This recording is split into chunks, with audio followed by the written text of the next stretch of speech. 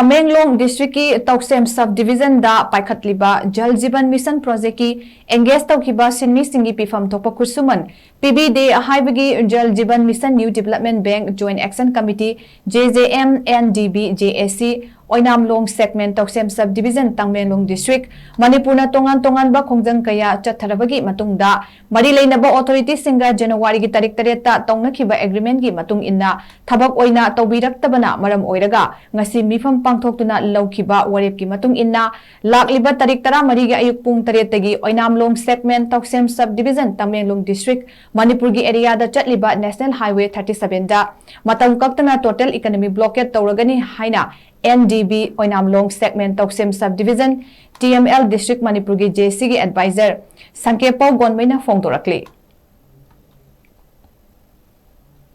tang mapan aikoi JSC meeting sina economic blockade ase amuk haurani haibasi lauthok jari maramdi aikoi date 7 da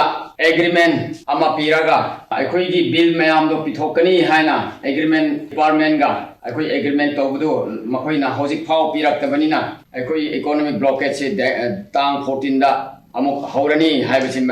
media ge mai thongda lauthok jari bill adu pithokpa oirabasu aikoi gi photograph gi matung ina pithok tarabadi aikoi ban se continue oina dum chathakani haibasi lauthok jari